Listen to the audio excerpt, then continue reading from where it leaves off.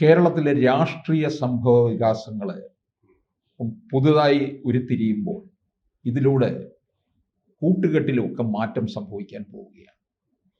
മുസ്ലിം സംഘടനകൾ കേരളത്തിൽ ഒന്നിക്കുകയാണ്. ഈ ഒന്നിക്കുന്നത് വലിയൊരു അപകടം മണക്കുന്നില്ലേ എന്നൊരു സംശയം. ഒരപകടവും ഇല്ല, ഞാൻ കാണുന്നില്ല. കാരണം അമേരിക്കൻ പ്രസിഡന്റ് ഡൊണാൾഡ് ട്രംപ് പറഞ്ഞതാണ് ശരി. അമേരിക്ക അവരുടെ നയം തീരുമാനിക്കുന്നത് ഈസ് ഓൺ അമേരിക്കാസ് ഇൻട്രസ്റ്റ്.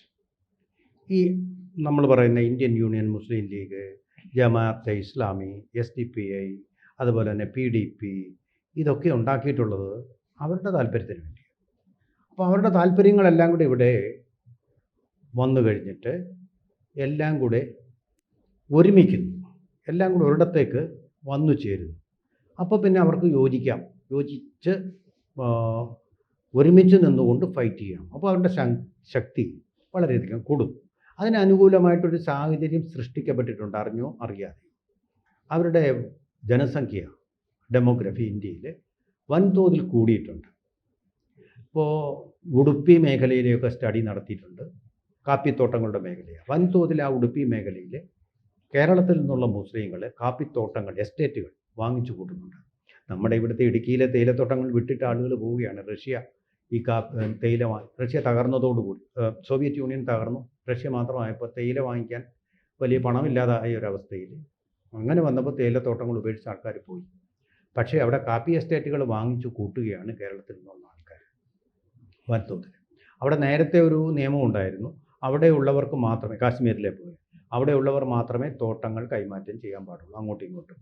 പക്ഷേ ഇവിടെ ഇപ്പോൾ സംഭവിക്കുന്നത് കേരളത്തിൽ നിന്ന് വമ്പിച്ച തോതിൽ വന്നിരിക്കുകയാണ്. ആ മേഖലയിൽ ഇപ്പോൾ ധാരാളം മസ്ജിദുകൾ ഉണ്ടായിട്ടുണ്ട്. ജനസംഖ്യയിൽ ഉണ്ടായിട്ടുള്ളത് 18% വർധനയാണ്. അതുപോലെ തന്നെയാണ് നമ്മളിപ്പോൾ കാണുന്ന മലപ്പുറം MLA-മാരുടെയും ഇപ്പോൾ പഞ്ചായത്ത് വാർഡുകളുടെയും എണ്ണം ക്രമാതീതമായിട്ട് വർദ്ധിച്ചിട്ടുണ്ട്. അപ്പോൾ അതൊക്കെ ഒരു ഏക ലക്ഷ്യത്തിലേക്ക് വന്നു ചേരുന്നുണ്ട്. ആ ഡെമോഗ്രാഫി കൂട്ടുക, അങ്ങനെ അവരുടെ സാന്നിധ്യം കൂട്ടുക, അതിൻ്റെ പ്രഷർ ഉപയോഗിച്ചുകൊണ്ട് രാഷ്ട്രീയ ലക്ഷ്യങ്ങൾ നേടുക. ഇപ്പം മുസ്ലിം ലീഗ് പറഞ്ഞാൽ അതിനൊരു വിലയുണ്ട്. ഇപ്പോൾ ഇന്ത്യ അതിൻ്റെ യശസ് എങ്ങനെ ഒക്കെ രാഷ്ട്രങ്ങൾക്ക് മുമ്പിൽ ഉയർത്തിയോ, മോദിയുടെ ആ ഡെവലപ്മെൻറ്റ് പൊളിറ്റിക്സ് കൊണ്ട്, ട്രാൻസ്ഫോർമേറ്റീവായിട്ടുള്ള ഡെവലപ്മെൻറ്റ്, അതിൻ്റെ പൊളിറ്റിക്സ് കൊണ്ട് അതുപോലെ തന്നെ അവരും കൂട്ടിയിട്ടുണ്ട്. അവരുടെ ചോദന ശക്തി, ഡിമാൻഡ് പവർ വളരെയധികം വർദ്ധിച്ചിട്ടുണ്ട്. 5ാമതൊരു മന്ത്രിസ്ഥാനം തരൂ എന്ന് പറഞ്ഞ പഴങ്കഥയാണ്, കൊടുത്തേ പറ്റും. ഇതിൻ്റെ ഏതെങ്കിലും ഒരു രാഷ്ട്രീയ പാർട്ടിയെ നമ്മൾ കുറ്റം പറഞ്ഞിട്ട് കാര്യമില്ല. അവിടെ കമ്മ്യൂണിസ്റ്റുകാരും കോൺഗ്രസ്സുകാരുമായിട്ട് ഏറ്റുമുട്ടിയിരുന്നപ്പോൾ ആ കാലഘട്ടത്തിൽ ഉണ്ടായതാണല്ലോ മലപ്പുറം ജില്ല. ആരനുവദിച്ചു കൊടുത്തത് മലപ്പുറത്തിനായിട്ടൊരു ജില്ല? അന്ന് എതിർത്തത് കോൺഗ്രസ്സാണ്. ഇത് പിന്നെ കാശ്മീരായി തീരും, ഇവിടെ വർഗീയ വികാരങ്ങൾ കൂടും, അവർക്കായിട്ടൊരു ജില്ല കൊടുത്താൽ എന്ന് പറഞ്ഞ് അന്ന് എതിർത്തത് കോൺഗ്രസ്സും. ഇത് അനുവദിച്ചു കൊടുത്ത് EMS നമ്പൂതിരിപ്പാടാണ്. എന്തിനു വേണ്ടിയിട്ട്? മുസ്ലിം ലീഗിൻ്റെ സഖ്യത്തോടു കൂടി, അല്ലെങ്കിൽ EMSന് ഭരിക്കാൻ പറ്റില്ലാത്ത അവസ്ഥ വന്നപ്പോൾ 1968 ഗവൺമെൻറ് വന്നു. അപ്പോൾ അങ്ങനെയൊക്കെ സംഭവിക്കുന്നുണ്ട്. അവരുടെ സമ്മർദ്ദം എന്ന് പറയുന്നതിൽ എപ്പോഴും വിജയിച്ചു നിൽക്കുന്നത് ന്യൂനപക്ഷമായിട്ടുള്ള ഈ മുസ്ലിങ്ങൾ തന്നെയാണ്. ഇന്ത്യയിൽ ഒട്ടാകെ അങ്ങനെ ഒരു സ്ഥിതിയില്ല, എങ്കിലും കേരളത്തിൽ ആ സ്ഥിതി ഉണ്ട്, ഇപ്പോഴും ഉണ്ട്. അത് കൂടുതൽ ശക്തമായിട്ടുള്ള ഒരു സമ്മർദ്ദ തന്ത്രത്തിലേക്ക് പോയിരിക്കുക. ഇത് തെറ്റോ ശരിയോ എന്നുള്ളതല്ല നമ്മളിവിടെ ഇപ്പോൾ വിശകലനം ചെയ്യുന്നത്. അതിന് ഈ കേരളത്തിൻ്റെ ഈ രാഷ്ട്രീയ തലത്തിൽ ആ രാഷ്ട്രീയമായിട്ടുള്ള ഒരു പരിതോവസ്ഥയിൽ, മിലിയു എന്ന് പറയും ഇംഗ്ലീഷിൽ, വലിയൊരു സ്ഥാനം തന്നെയുണ്ട്. അപ്പോൾ കേരളത്തിലെ ഒരു എന്താ പറയുന്നത്, ആ ഒരു ഫൾക്രം, പൊളിറ്റിക്സിൻ്റെ ഒരു ഫൾക്രം, അക്ഷം എന്ന് മലയാളത്തിൽ പറയും, അതെന്ന് പറയുന്നത് വാസ്തവത്തിൽ മുസ്ലിം ലീഗ് തന്നെയാണ്. അതിന് ചുറ്റുമാണ് ഇത് കറങ്ങുന്നത്. അപ്പം മുസ്ലിം ലീഗ് എന്ന് പറയുന്ന ആ കാമിനിയെ ഏത് മുന്നണി കൈക്കലാക്കുന്നുവോ അവർക്ക് വിജയം സുനിശ്ചിതം എന്നാണ്. അവർക്ക് വിജയം സുനിശ്ചിതം. ഇപ്പോൾ ഈ കനകം മൂലം, കാമിനി മൂലം ദുഃഖം, കലഹം പലതരം ഉലകിൽ സുലഭം എന്നാണല്ലോ പറയുന്നത്. എന്ന് പറയുന്ന പോലെ ഇപ്പോൾ ഒരു കാമിനി വന്ന് കലക്കിയിരിക്കുക കേരള രാഷ്ട്രീയത്തെ.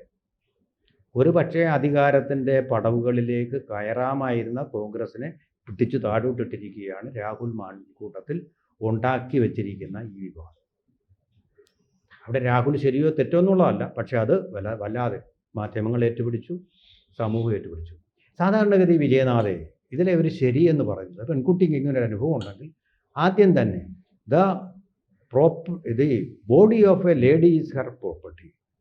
Any trespass should be prosecuted without delay, താമസം വരാം, and without fear or favour, ഏത് പാർട്ടിയൊന്നും നോക്കിയിട്ടല്ല അങ്ങനെ ചെയ്യണം. അതൊക്കെ ഇവിടെ പാലിക്കപ്പെട്ടു. പക്ഷേ ഡിലേ വന്നു. ഇവർ തമ്മിലുള്ള റിലേഷൻ എപ്പോഴായി പെൺകുട്ടി വെളിപ്പെടുത്താൻ, ഇപ്പോഴും പേര് വെളിപ്പെടുത്തിയിട്ടില്ല, വെളിപ്പെടുത്തുന്നത് ഗർഭഛിദ്രത്തിൻ്റെ അവസ്ഥ വന്ന സമയത്താണ്.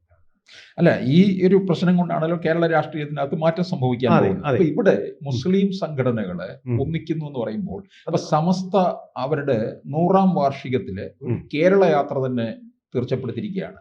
ജിഫ്രി മുത്തക്കോയ തങ്ങൾ അദ്ദേഹത്തിന്റെ നേതൃത്വത്തില് കന്യാകുമാരി മുതൽ മംഗലാപുരം വരെ, അപ്പൊ 3 സംസ്ഥാനങ്ങളെ കേന്ദ്രീകരിച്ചുകൊണ്ടാണ് തമിഴ്നാട്, കേരളം, കർണാടക.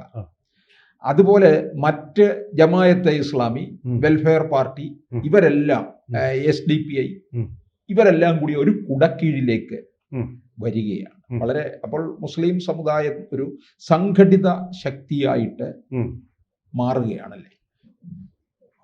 സമ്മർദ്ദ ശക്തി അവരുടെ കൂടുക, ഒരു സംഘടിതമാണ് അവർ. പക്ഷേ എനിക്ക് സംശയം ഈ ഇത്തരത്തിലുള്ള ഒരു കേരള യാത്രയൊക്കെ സംഘടിപ്പിക്കുന്നത് ഒരു ബാർഗൈനിങ് പവർ കൂട്ടാൻ വേണ്ടിയായിരിക്കും. വോട്ട് ബാങ്ക് ഉണ്ട് എന്ന് ബോധ്യപ്പെടുത്തുക. തീർച്ചയായിട്ടും അത് തന്നെയാണ് വെള്ളാപ്പള്ളി നടേശൻ പറഞ്ഞുകൊണ്ടിരിക്കുന്നത്. വെള്ളാപ്പള്ളി നടേശൻ്റെ പറയുന്ന ആ ജാതിയാണ് കേരളത്തിൽ ഹിന്ദു സമൂഹത്തിൽ ഏറ്റവും ഭൂരിപക്ഷമുള്ള, ഏറ്റവും മുന്നിൽ നിൽക്കുന്ന ജാതി. പക്ഷേ അവർക്ക് ഒരു സമ്മർദ്ദ ശക്തിയായിട്ട് പ്രവർത്തിക്കാൻ കഴിയുന്നില്ല.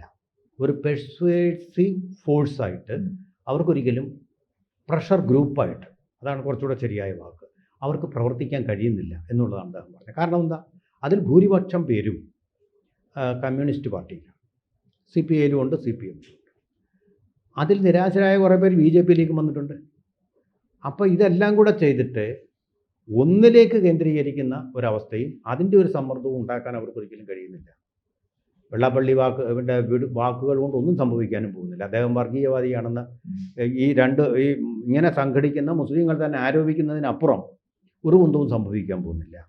ഇപ്പോൾ ഇതിനകത്ത് പറഞ്ഞതുപോലെ തന്നെ മുസ്ലിം ലീഗിൻ്റെ സമസ്തയിൽ തന്നെ 2 പക്ഷമുണ്ട്.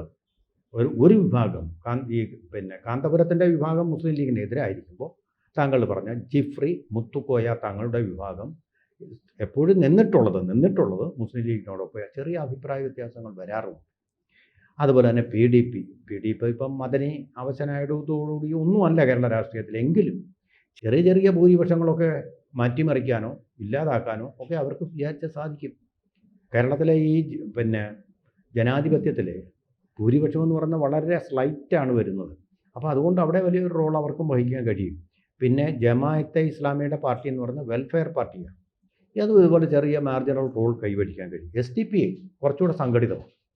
ഓക്രാപ്പുറത്ത് നമ്മളെ ഞെട്ടിപ്പിച്ചുകൊണ്ട് പാങ്ങോട്ട് ഒരു സീറ്റ് പോലും അവർ കരസ്ഥമാക്കുകയുണ്ടായി.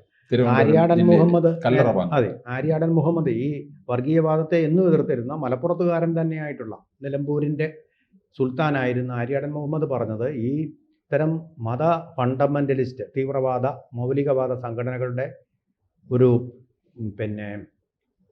സംഖ്യ എന്ന് പറയുന്നത് 0.00001% എന്നാണ് അദ്ദേഹം പറഞ്ഞത്.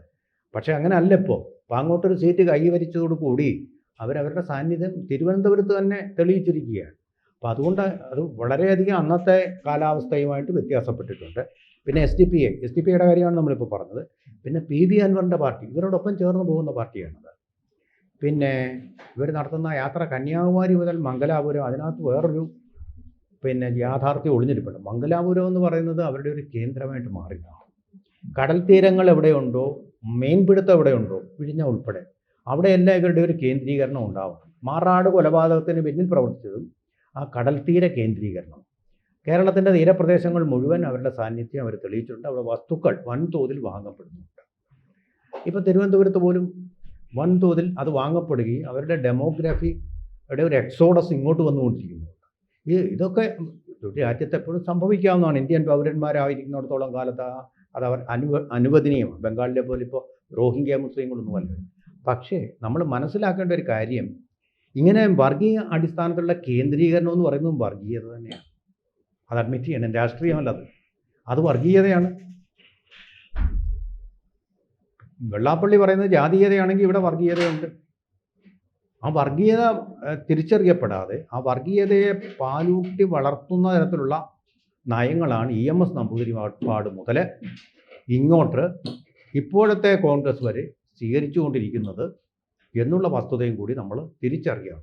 ഒന്നും നമ്മൾ ഉദ്ദേശിക്കുന്ന മതനിരപേക്ഷതയല്ല, ഭരണഘടനയിൽ എഴുതി ചേർത്തിരിക്കുന്ന മതനിരപേക്ഷതയുടെ മഹനീയമായോ മകുട ഉദാഹരണങ്ങളോ അല്ല ഇതെന്നുള്ളത് നമ്മൾ മനസ്സിലാക്കുക. അതിൻ്റെ പേരിലും ഭരണഘടനയുടെ പേരിലുമാണ് ഇവരെല്ലാം ആണയിടുന്നതെങ്കിലും ഭരണഘടനയ്ക്ക് വിരുദ്ധമായ തരത്തിലുള്ള ഒരു ഒത്തുചേരലാണിതെന്ന് പറയാതെ നിർവാഹം.